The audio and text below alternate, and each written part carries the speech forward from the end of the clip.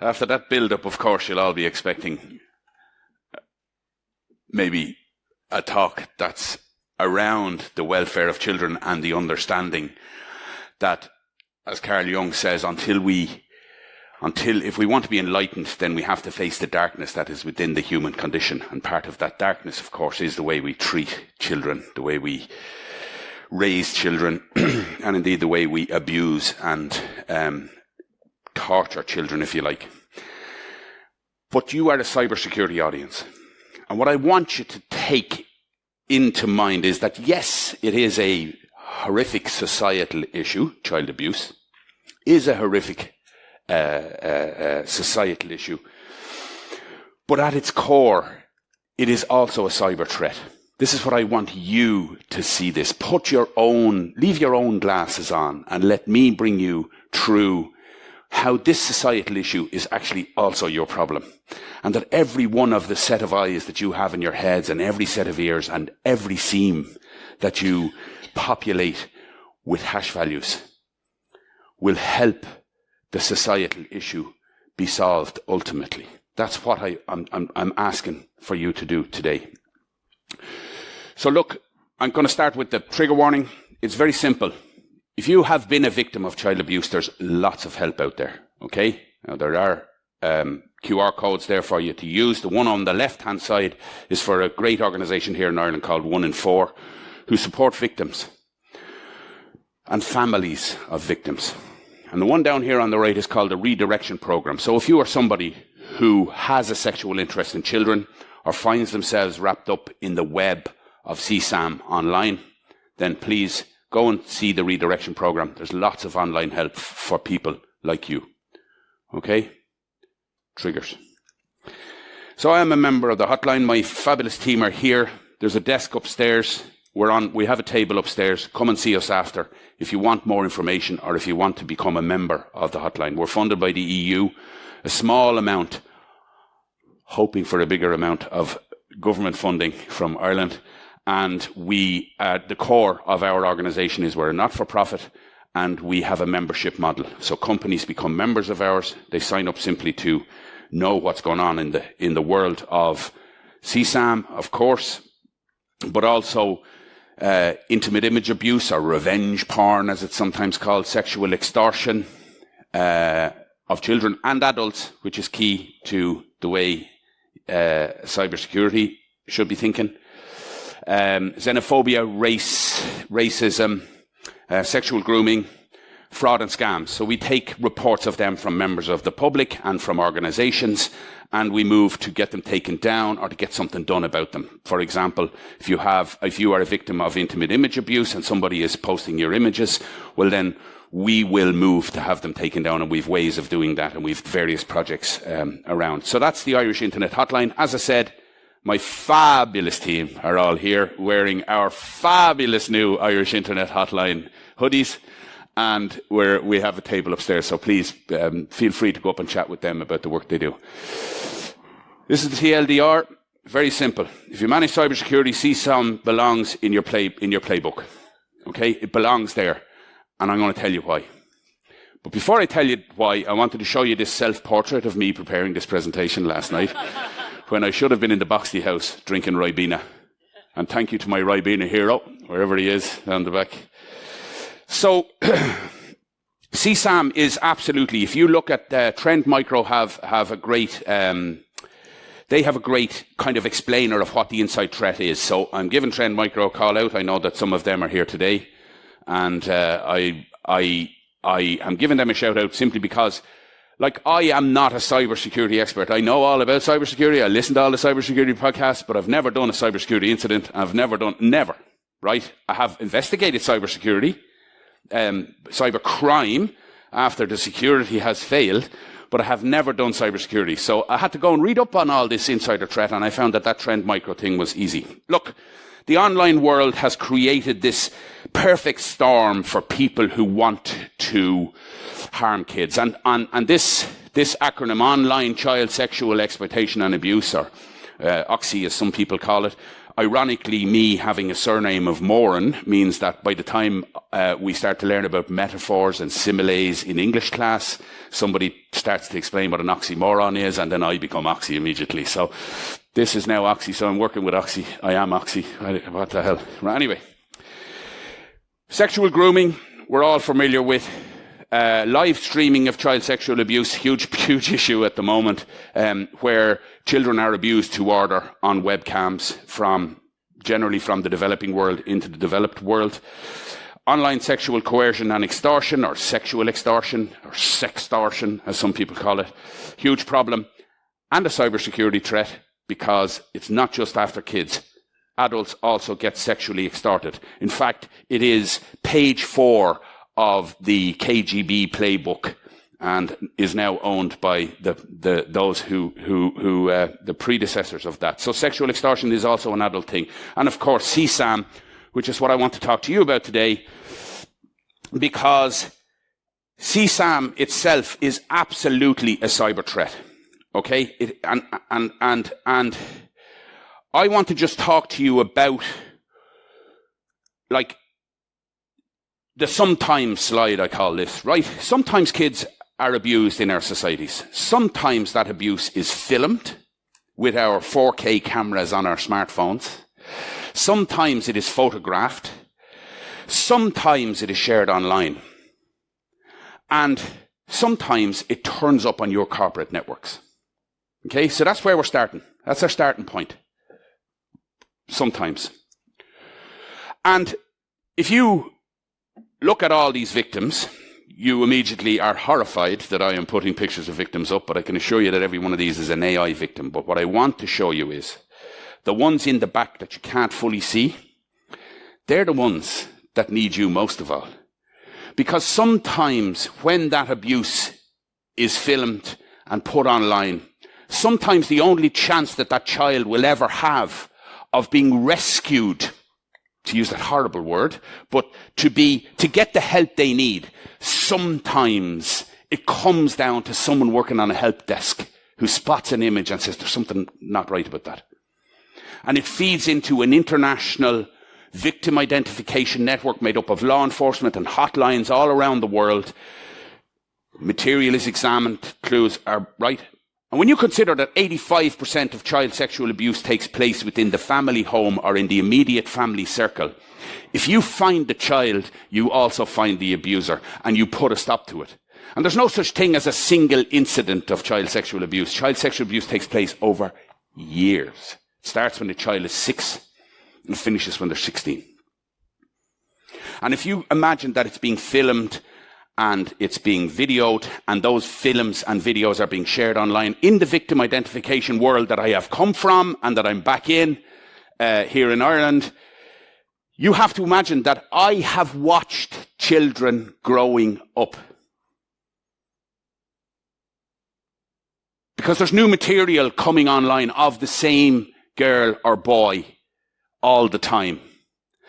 And the frustrating thing is that all you're doing is looking at the images, but you're not actually working them out.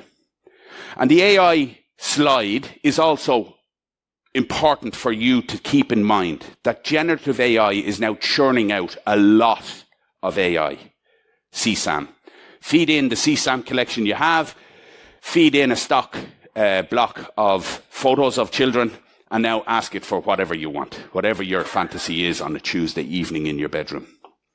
The problem with that is the shitification of the internet, and the slop that's going to be churning means that you, as professionals, are going to start to see this stuff being shared in WhatsApp groups and around the internet a lot more than we have seen it before, right? We had a lid on the pot, but AI is going to bubble that lid straight off. So sometimes it's shared, and sometimes the abuse is shared, and sometimes everything else. But here's the thing about it.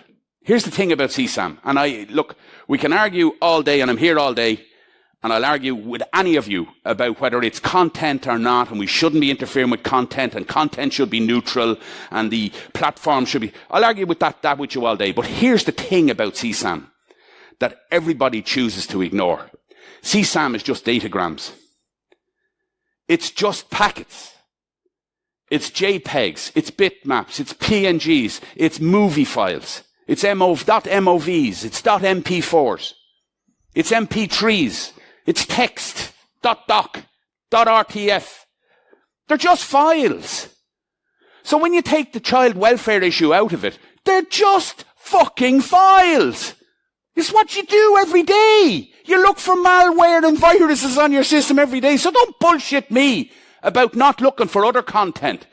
If you have a SIEM that's running hashes constantly looking for that marker, that indicator of compromise, they're just files. Now, when you talk about the Copine scale of how it is described, I'm not going to bore you with it. I'm not going to talk to you about number 10 there, that's sadistic, where children are being put through pain and where beasts are involved. I'm not going to talk to you about number 10. I'm going to talk to you about 1 to 5. If you're in an accountancy firm and someone has a collection of pictures of children at swimming pools, would you describe that as anomalous files? Would you describe that as a collection that really shouldn't be on your system? What about the GDPR implications of that? Who the hell are these kids? Why have you got a collection of children on your when all you should be working on is spreadsheets, and you're storing it on our network, using our computers to view it? Now, 6 to 10, very illegal. Very illegal. Anywhere where there's a sex act being carried out on a child, or there's a concentration on the anal or genital region of the child, very illegal. Very serious crime. The distribution carries 15 years in prison. Now, nobody ever gets it because hand-wringers. But it does carry 15 years in prison. The simple possession of it, knowing possession of it, carries 5 years in prison.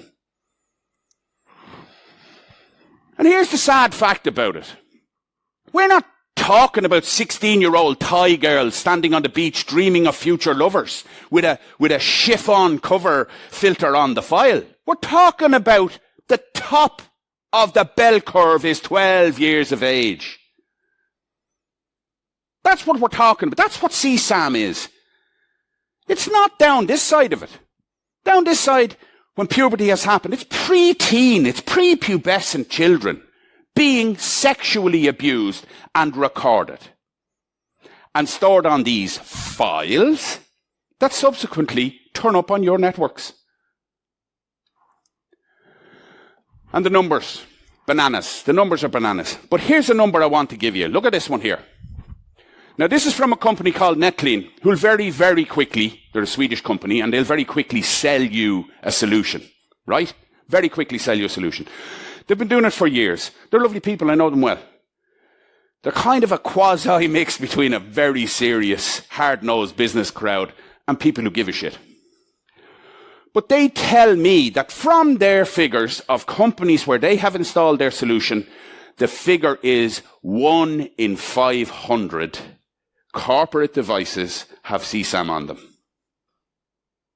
Now you see why it's a cyber threat, why it's a security threat that you should be paying attention to.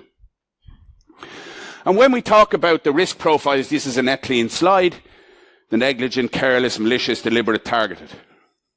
There is no doubt in my mind that it is an insider threat problem. Okay? And here's why. Where do you think people who get CSAM hang out on the internet? Does your guy in the accountancy firm really need access to Tor? Or peer-to-peer? Does he need LimeWire on his machine? What? On your machine? Really? Why? What profit motive could possibly have him on Tor? Tor. Right?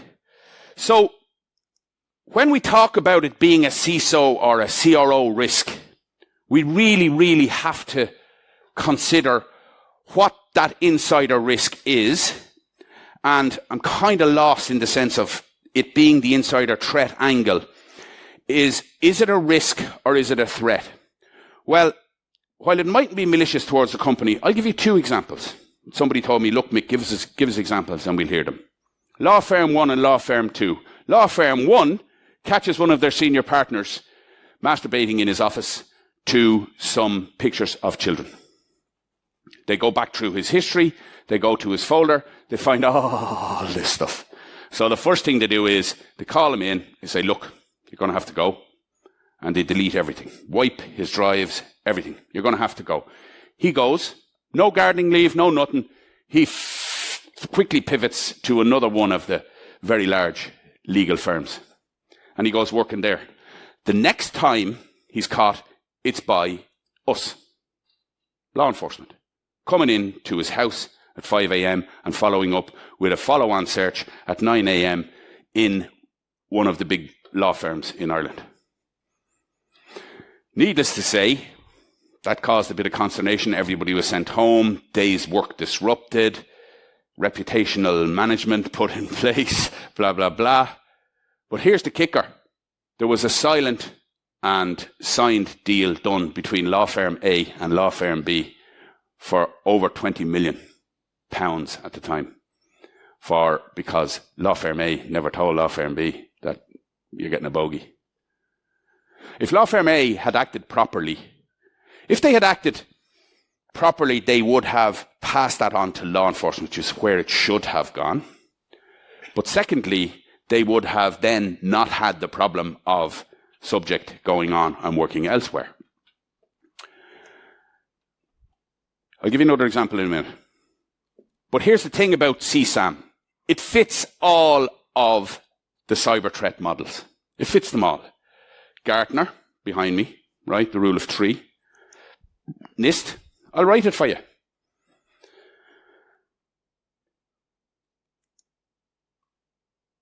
It fits all the cyber threat models, and here's the kicker. There's a legal issue behind it. Under the Child Trafficking and Pornography Act of 1998, Section 9, it's very clearly stated that the body corporate will be held responsible if there is CSAM found on their system and they do nothing about it, A, or B, if they're reckless as to whether there's CSAM on their system. Now, nobody has ever been prosecuted for it, but you know why? Because everybody just kind of forgot about this. But we at Hotline, we're going to push for this. We're going to push big time for this. Because there's a lot of companies in this country who simply delete the CSAM after they find it and bury it under the carpet. And what does this sound like? Sound like data breach to anybody?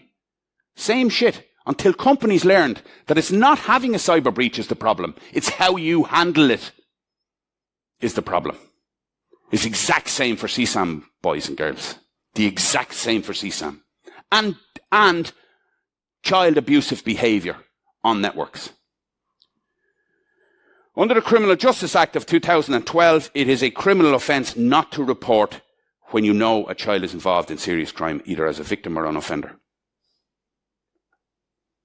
And let me tell you, when you open a file, a JPEG, on your network, and it's got a picture of a 4-year-old girl being anally raped by a 50-year-old man with a big hairy belly, that's a serious crime that child is involved in, and you are committing an offence under the Criminal Justice Act if you do not report it. And let me tell you that as a company, as a CISO, as a CRO, as a CEO, the last thing you want is to be appearing down in front of the courts with your name in the papers for failing to do what you should have done. The good news, the Irish Internet Hotline has the solution. It's a simple process, folks. You've done it 100 times for other threats. It's a simple process. And what we'll be offering to members is, we'll be offering a kind of an all-around envelope for this. If you are a member of Hotline, if your company is a member of Hotline, you will get the full deal here. We'll give you a hand with policy development. We'll give you a hand with identifying the right people to deal with it in-house. We'll give you a hand with the training. We'll give you a hand with the hash values that you need to detect. We'll give you the URLs that you need to put in your to look for IOC. We'll give you a hand with the incident management in the event of an incident happening, where the policy kicks in. We'll give you a hand with the interface with law enforcement. Hotline works very closely with law enforcement. We know the right people to speak to. We know how to keep it discreet. We know how to lock it all down and present a nice, neat package to the Gardaí. And finally, we'll give you a hand with the review and we'll update policy to deal with the next incident. And let me tell you that our consultancy rates are only about half of Brian Honan's consultancy rates. Right? We're far cheaper. We're far more specialised. All right? And we can solve the issue for you. So as I said, my wonderful, wonderful, dynamic, ingenious, hard-working team are at a table upstairs. Because I'm a not-for-profit, I'm not selling anything. All right? I'm offering membership of our organisation. I thank Brian, BH Consulting, and Iris for the opportunity. And I thank you all for listening. I have no more left to say.